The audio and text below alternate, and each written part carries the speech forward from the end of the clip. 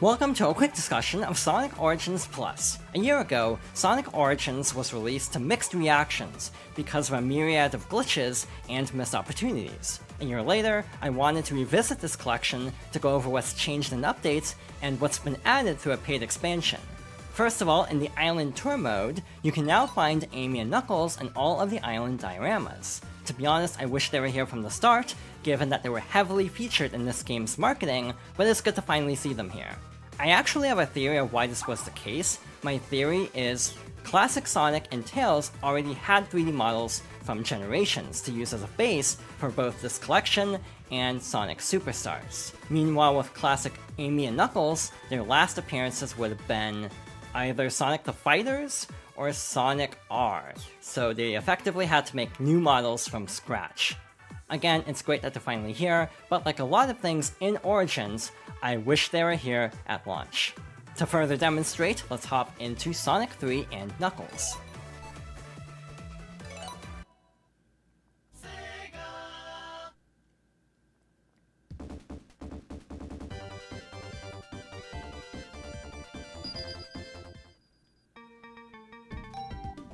The biggest addition to Sonic Origins Plus is Amy as a playable character in all 4 main titles. To demonstrate, let's hop into Marble Garden Zone.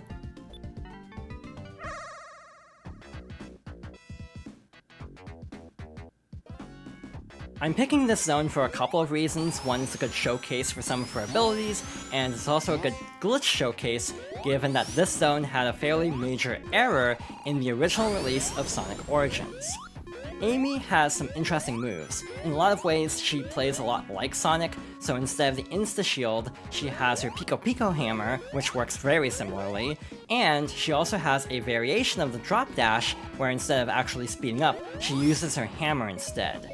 To be honest, her moveset is actually slightly disappointing, given that based on footage that we've seen of Sonic Superstars, it appears that she has a double jump, and I really wish she had that here to further differentiate herself from Sonic.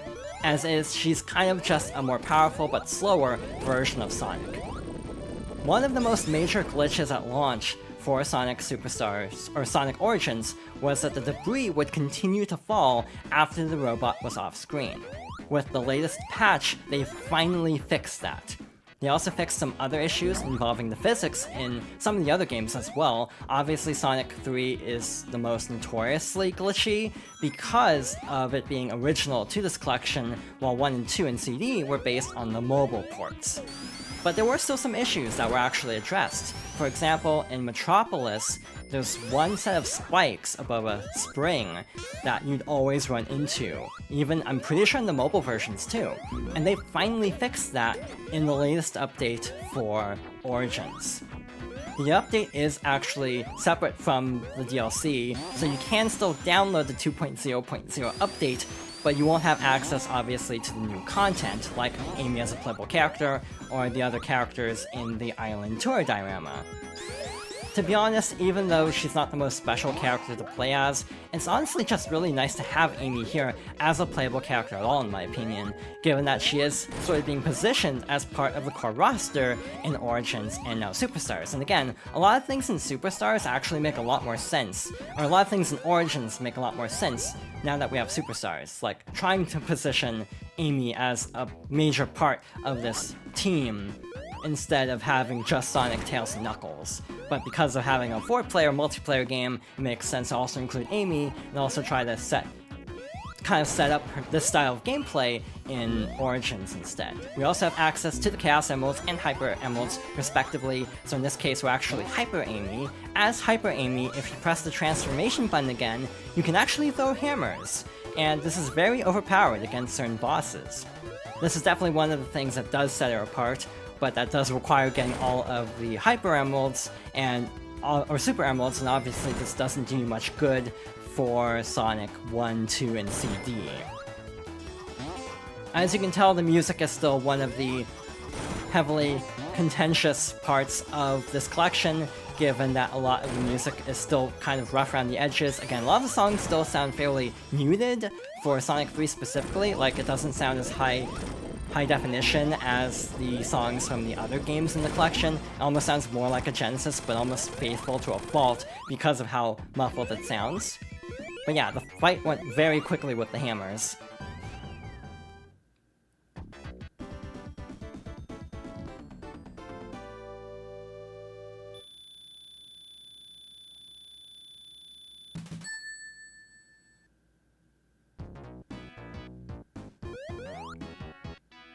Moving on to Act 2, another problem that actually wasn't fixed is the filtering. I'm pretty sure I never mentioned this in the original discussion, or even in all of my LPs of the individual games, but this collection uses a bilinear filter instead of pixel-perfect scaling. And this is one of the most disliked parts to this day, because it's something they actually didn't fix. In the console versions, obviously, you're kind of out of luck. Obviously, if you're on PC, you'll be able to mod it, potentially.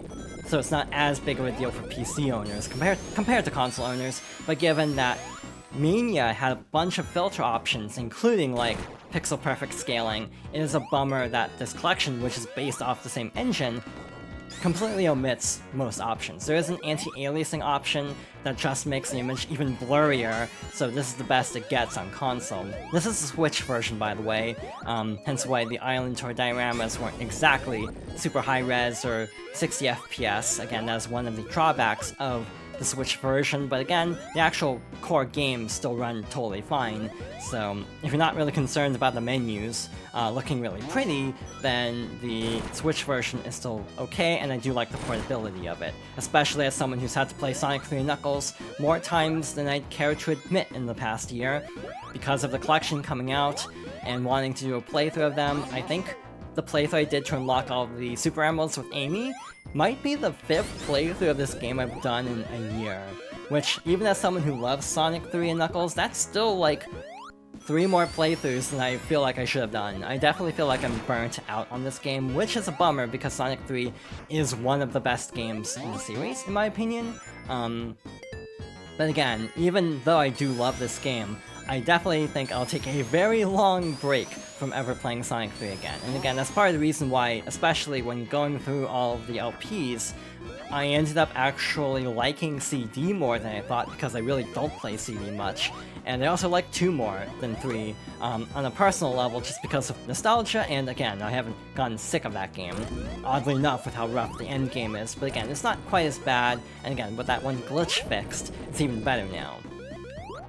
As is, also by the way, the insta-shield, or the hammer spin with Amy, sometimes doesn't work, sometimes it'll take damage. So even with the bug fixes throughout this, throughout the patches over the past year, there are still some issues with this game, which is kind of a bummer. I kind of hope there are more patches as well, but at this point I'm not really sure if that's likely. I'm almost amazed we got as many patches as we did, to be honest. Again, this collection launched in a pretty rough state, with a lot of glitches, especially for Sonic 3 and Knuckles, but even some retroactively for the other games. By the way, speaking of the other games, I'm actually not sure how this works entirely, because I'm not like an expert on like how the physics entirely work for the older games, but there's something called, I think, roll lock, which affected like the drop dash, for example. They actually got rid of that from what I gathered for Sonic 1 and 2. And obviously wasn't a problem for 3 because they added the drop dash from scratch to 3 instead of like retroactively porting that over to the mobile versions that already existed. So yeah, they actually did put in quite a bit of work to make these collections really, really polished, but they again still have some remaining issues. We're playing through Marble to show off one of those remaining issues, by the way, and then we'll move on to a different game in this collection to highlight some other additions. But yeah, if you're like a casual Sonic fan, like if you saw the movie and thought it was good and want to try a Sonic game, I probably would recommend Origins at this point, though I would also say maybe wait for a price drop. The collection is $40. There is a physical print, but as a heads up, the physical version does not have the game on the copy, So for example, on Switch it's not on the cartridge, for the PS5 it's not on the disc, and so on. It's a download code, which is like the worst way to do it, because essentially the game kind of doesn't have resale value beyond the price of Origins itself, which is like $30. And also, I'm pretty sure the Plus upgrade actually lumps in all of the bonus content that was originally part of the $45 digital deluxe version. So as someone who got that edition for the sake of being able to let's play these games, I definitely feel slightly ripped off at this point, to be honest, having paid like $55 for this collection. At that price, I'm not sure if it's worth it, but again, if you manage to find it like used, like if you find the physical copy cheap and then pick up the paid upgrade for like $10, I'd say it's probably worth it at this point. Again, most of the games are in pretty good shape at this point. Unless you're like a really hardcore classic Sonic fan who won't be able to spot like all the minute things that are wrong or different, for the most casual Sonic fans, I feel like this is a great way to play these games. As someone who does love the classic games, but I'm not like a hardcore fan, I'm perfectly fine with playing these games this way. But again, I'm not like an uber fan of the classic Sonics.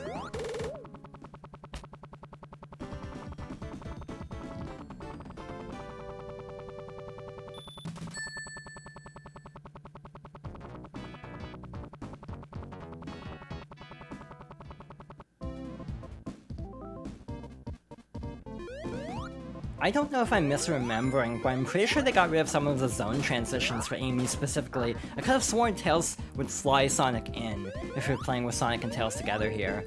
Obviously, I wanted to make a quick stop at Carnival Night because the music is still just as bad as it was before. They didn't swap it out for the other beta versions that were discovered as well. So we're still stuck with these very not great sounding versions of the beta tracks. And again, as someone who actually is a defender of 3 of the 4 beta tracks, I do feel like these mixes don't do this argument any favors, basically. Again, if they had the really pristine version of Carnival Night and Launch Base, I'd actually feel better about them than the actual original songs, and then I'd simply be missing Ice Cap, even though Ice Cap is still good for the beta song. It's hard to replace the original Ice Cap song, but I actually do prefer, yeah, Carnival Night and Launch Base's beta tracks, if they had been mixed properly and they had picked later beta versions that didn't sound as muffled and like low quality.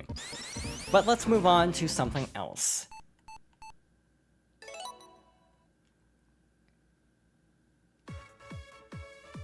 One of the other big additions is the Sonic CD.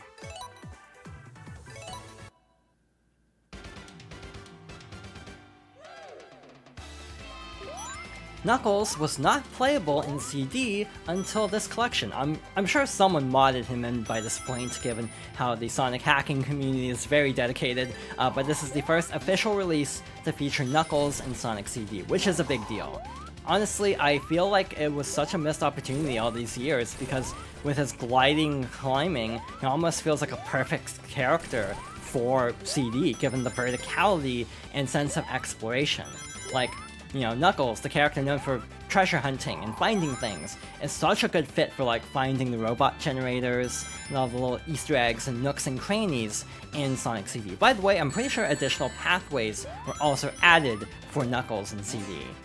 I am definitely not enough of a CD aficionado to tell you anything about those and where they could be found, but again, it is just really nice to finally have Knuckles in these games. By the way, they also have fully functional sprites in the other sections as well. For example, the special stages in Sonic 2, the special stages in CD, and so on. They actually do have like the proper sprites for those as well. So yeah, a lot of effort has been put into Origins Plus specifically. Again, I'm not entirely sure if it's worth like $10 or like the full price of the collection in terms of the $40 for the physical version, but again, I do think the collection is in a very good spot now. I kind of lost track, so I should probably go to the past here, like so.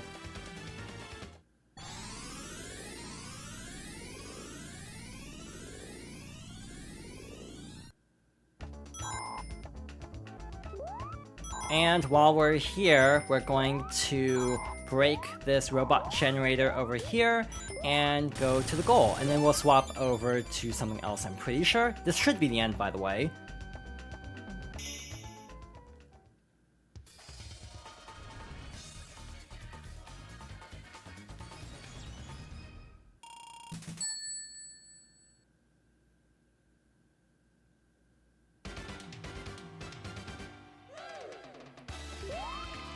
But yeah, Knuckles feels like a very natural fit to CD's level design, and again, it's almost a surprise he was never included before this point, though again, I'm pretty sure that was the first Sonic remaster by Taxman in Stealth, so because it was early, they only implemented Tails. At least that's kind of my theory on the matter. But yeah, let's head back to the menu.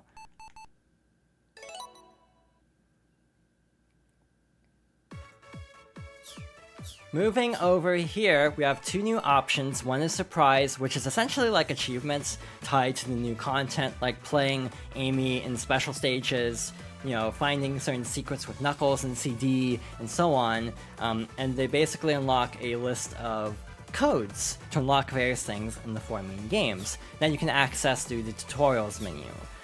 The final main edition is a set of 12 Game Gear Sonic games, which is very interesting. Because it's actually relevant again, I think we'll hop into Triple Trouble. By the way, if you actually set the game box art for the main games to US or Japanese, this will say like Sonic and Tails 2, for example, instead of Triple Trouble. So it does affect the Game Gear games as well. And in some cases, like I'm pretty sure Mean Bean Machine, for example, down here, this is actually a fairly unusual situation given that it was only released in the US because most Puyo Puyo games would just be called Puyo Puyo and wouldn't be rebranded in Japan. So yeah, this would probably be one of the first times this game would actually be released in Japan. But again, let's jump into Triple Trouble.